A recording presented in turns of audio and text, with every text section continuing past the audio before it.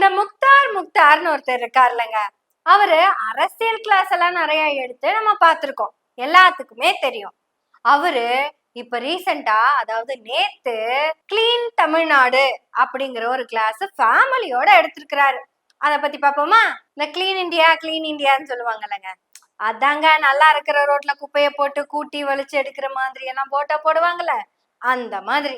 இது clean Tamil Nadu concept. கடந்த ஒரு மாசமா ஒரே பொல்யூஷன், நாய்ஸ் பொல்யூஷனும் அதான், டஸ்ட் பொல்யூஷனும் அதான். ஒரே விசில் சத்தங்க, குப்பை வண்டி மாதிரி சத்தம். நம்ம ஊர்ல விசில் அடிச்சா வீட்டுல இருக்கிற குப்பையெல்லாம் எல்லாரும் எடுத்துட்டு வருவாங்க. குப்பையே விசில் அடிச்சுட்டு வந்தா எப்படி இருக்கும்? அந்த மாதிரி ஆயிடுச்சுங்க தமிழ்நாடு. உடனே என்ன பண்ணிட்டாரு முக்தாரு, அவரோட குழந்தைங்களை எல்லாம் கூப்பிட்டு வச்சுட்டு நாம இப்போ ஒரு வீடியோ எடுக்க போறோம். இது ஒரு ரீல்ஸ் வீடியோ தான், இதுதான் கான்செப்ட்னு சொல்லிட்டாங்க. நம்ம பந்தாவா ஒரு கார்ல போய் இறங்குவோம். அப்ப நானு, அண்ணா, அம்மா எல்லாம் ஓட்டு போட போயிருவோம். உங்க 2 பேருக்கு தான் மெயின் கேரக்டரு, நீங்க இதைத்தான் பண்ணணும் அப்படின்னு சொல்லி கொடுத்து கூட்டிட்டு வந்திருக்கிறாரு. முக்கியமான விஷயம், நாங்க கேண்டிட் கேமரா மாதிரியே ஷூட் பண்ணுவோம். ஆனா நீங்க கேண்டிட் கேமரான்லாம் நினைச்சிட வேணாம், நான் சொன்ன மாதிரி பண்ணுங்க.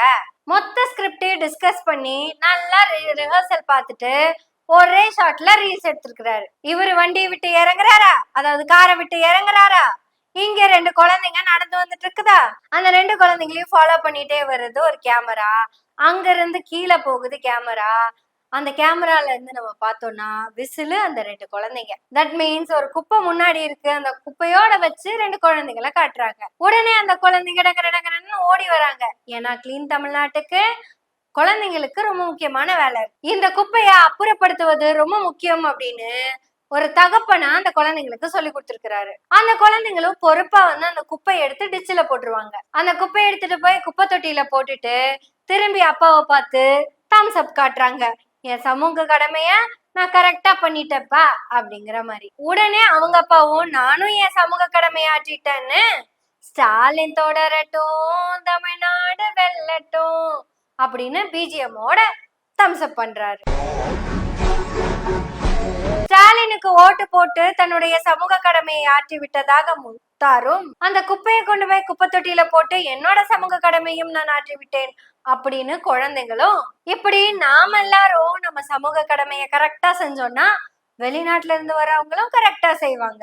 அதாவது வெளிநாட்டுல இருந்து அந்த வெள்ளையும் பிஸ்கட் கலர் பேண்ட் போட்டு வந்தாங்கல்ல, அவங்கள பத்தி பேசிக்கிட்டு இருக்கேன். அவங்களும் விஜயோட கோயம்புத்தூர் மாப்பிள்ளை படத்தை பார்த்ததுக்கு அப்புறம் தான் தானும் நல்லா படிக்கணும் அப்படின்னு வெறித்தனமா படிச்சு, விஷ்ணு அப்படிங்கிற படத்தை பார்த்ததுக்கு அப்புறம் தான் இனிமே நம்ம அரியரே இல்லாம படிக்கணும் அப்படின்னு படிக்க ஆரம்பிச்சிருக்காங்க. ரசிகனை பார்த்ததுக்கு அப்புறம் தாங்க விஜய்க்கு ரசிகர்களாவே ஆனாங்க. இப்படி விஜய்னால நல்லா படிச்சு வெளிநாடுகளுக்கெல்லாம் போய் திருப்பியும் எல்லாரும் விஜய்னால நல்லா இருக்கணுங்கிறதுக்காக விஜய் கோட்டு போடுறதுக்கு அங்க இருந்து கிளம்பி வந்திருக்கிறாங்க. முக்தாருடைய குழந்தைங்க ரீல்ஸ் தான் பண்ணாங்க, ரியலா பண்ணாங்கன்னால சொல்ல முடியாது. ஆனா அவங்க பண்ண ரீல்ஸ்ல ரியாலிட்டி இருந்தது.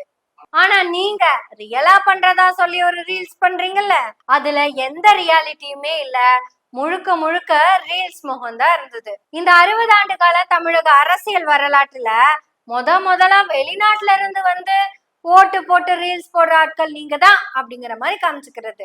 இதுக்கு முன்னாடி வெளிநாட்டுல இருந்து இங்க வந்தெல்லாம் யாருமே ஓட்டு போட்டது கிடையாதுங்க. ஆட சொன்னா நம்ப மாட்டீங்க, விஜய் வர்றதுக்கு முன்னாடி யாருமே ஓட்டே போட்டது கிடையாதுங்க. இது என் முதல் ஓட்டு, முதல் உரிமை அப்படின்னு யாருமே இந்திய வரலாற்றுல ஒரு தடவை கூட சொன்னது கிடையாதுங்க. எல்லாரும் எபோ 45 இயர்ஸ் மட்டும்தான் ஓட்டு போட்டுட்டு இருந்திருக்காங்க. இப்பதான் இந்த யூத்துங்கெல்லாம் ஓட்டு போடுறாங்க. இதுக்கு பேரு ரீல்ஸ், இது ரியாலிட்டி கிடையாது. அட நான் போட்டது 4வது ஓட்டு. இதுக்கு முன்னாடி 21ல ஓட்டு போட்டேன்ல, அப்போ விஜய் அதாவது உங்க தலைவரு கருப்பு சிவப்பு சைக்கிள் எடுத்துட்டு எங்க பின்னாடியே வந்தாரு. அப்ப நான் ஓட்டு போட்டேன் அப்படின்னு சொன்னாரு. அப்போ என்னுடைய முதல் ஓட்டு. அன்னைக்கு எனக்கு மட்டும் முதல் ஓட்டு இல்லைங்க, என் கூட 20 லட்சம் பேர் போட்டாங்க. அப்பவும் எங்க எல்லாத்துக்குமே முதல் ஓட்டு தான். யாருமே விஜய்னாலதான் போட்டோம்னு சொல்லல. ஆனாலும் நீங்க எடுக்கிற ரீல்ஸ் இருக்குத ரீல்ஸ், ஏன்னா நான் நல்லா படிச்சதுக்கு காரணம் சுறாதான், நல்ல மார்க் எடுத்ததுக்கு காரணம் வில்லுதான். இந்த மாதிரி கேவலமான படத்தை எல்லாம் தேவையில்லாம தியேட்டர்ல போய் பார்த்து காசை கரியாக்க கூடாதுன்னு அன்னைக்கே நாங்க உட்காந்து படிச்சிட்டோம். அன்னைக்கு கரியாக்க கூடாதுன்னு உட்காந்து படிச்ச நாங்க தான் படிப்புனால கிடைச்ச வேலைய வச்சு வெளிநாட்டுல போய் செட்டில் ஆன நாங்க தான் பேசாம அன்னைக்கு அந்த சுறா படத்துக்கும் வில்லு படத்துக்குமே போயிருக்கலாம். அப்படியெல்லாம் நான் சொல்ல மாட்டேன். எனவே பேசுவோம் எப்பவுமே அப்படி யார்ட்டையும் சொல்லாது. நீங்க நல்லா படிச்சது சரி, நல்லா வேலைக்கு போனது சரி, நல்லா சம்பாதிச்சதும் நல்லதுதான். பல நேரங்கள்ல நமக்கு எது குப்பை இல்ல அப்படிங்கறதே தெரியாம போயிடுது.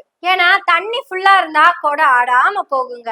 அரை குடமா இருந்ததுன்னு வச்சுக்கோங்களேன், அதாவது அரைகுறையா இருந்ததுன்னு வச்சுக்கோங்களேன், ஐயோ எப்படி ஒன்னா சொல்றதா, தற்குறியா இருந்ததுன்னு வச்சுக்கோங்களேன், அது இப்படித்தான் கத்திக்கிட்டு கிடக்கும். பாக்குறீங்களா? நீங்க ஒண்ணு கவனிச்சீங்களா? ஒட்டு மொத்தமா எல்லாருமா சேர்ந்து ஒருத்தனை எதிர்க்கிறாங்க. அதுக்கு என்ன காரணம்? ஏன் அப்படி எதிர்க்கணும்? இப்ப அவங்கவுங்க ஒரு தனித்தனி கூட்டணியில இருந்தாங்கன்னா அவங்களுக்கு ஆப்போசிட்ல இருக்கிறவங்கள எதிர்ப்பாங்க. ஆனா ஒட்டு மொத்தமா எல்லாருமா சேர்ந்து ஒருத்தனை எதிர்க்கிறாங்க. அதுக்கு என்ன காரணம்? ஒட்டு மொத்தமா எல்லாருமா சேர்ந்து ஒரே கூட்டணியில இருக்கிறாங்க. கேட்டீங்கல்ல? திமுகவும் மத்த கட்சிகளும் சேர்ந்து இந்த அறகுறைய, இந்த தற்குறிய எல்லாரும் எதிர்க்கிறாங்களாமா. இந்த அறகுறையை எதிர்க்கணும் அப்படிங்கிறதுக்காக தான் 1953 அண்ணா கட்சிய ஆரம்பிச்சாராமா. அப்படி அண்ணா ஆரம்பிச்ச அந்த கட்சியில அண்ணாவுடைய மறைவுக்கு அப்புறம் கலைஞர் சிஎம் ஆகி தன்னுடைய மகனுக்கு அரசியல் கத்து கொடுத்து தன்னுடைய மகனை ஃபீல்ட்லயே வச்சு சிஎம் ஆக்கி இந்த அறகுறைய 2026 எதுக்கணும் அப்படின்னு அவர் சொல்லி கொடுத்தாராமா. இதுக்காக தான் எம்ஜிஆர் 1975 திமுக இருந்து விலகி அதிமுகவை ஆரம்பிச்சாராமா. அதிமுகவை ஆரம்பிச்ச எம்ஜிஆர் இந்த அறகுறையை எதிர்க்க துணிவில்லாம 14 வருஷத்துல இறந்துட்டாரு. அதுக்கப்புறம் இந்த கட்சி ரெண்டா பிரிஞ்சு ஜானகி அம்மானால இந்த அறகுறையை எதிர்க்க முடியாது அப்படின்னு தெரிஞ்சதுனால ஜெயலலிதா அம்மா கிட்ட அந்த கட்சியை கொடுத்துட்டாங்களாமா. அதுக்கப்புறம் புரட்சி தலைவி அம்மாவும் முத்தமிழறிஞர் கலைஞரும் மாத்தி மாத்தி ஆட்சியை பிடிச்சதுக்கு காரணம் இந்த தற்குறியை எதிர்க்கிறதுக்காக தானா. இவங்க 2 பேர்த்தினாலையும் இவரை எதிர்க்க முடியாம போய் 2 பேருமே இறந்துட்டாங்க. கடைசியில இந்த முத்துவேல் கருணாநிதி ஸ்டாலின் அவர்களுக்கு தான் அந்த வாய்ப்பை கொடுத்திருக்கிறாரு இந்த அறகுறை. தம்பி, விசிலு குப்பை விசிலு, இங்க வாப்பா.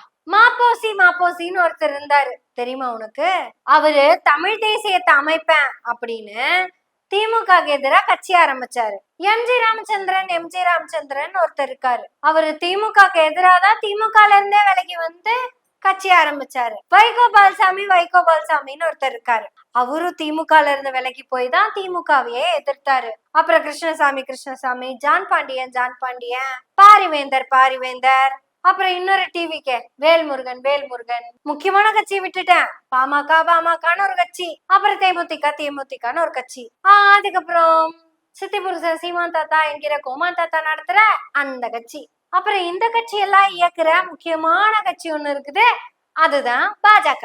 பாஜகவுக்கு முன்னாடியே அதே மாதிரி ஒரு கட்சி இருந்தது, அதுக்கு பேர் தான் காங்கிரஸ். அது பழைய பாஜக.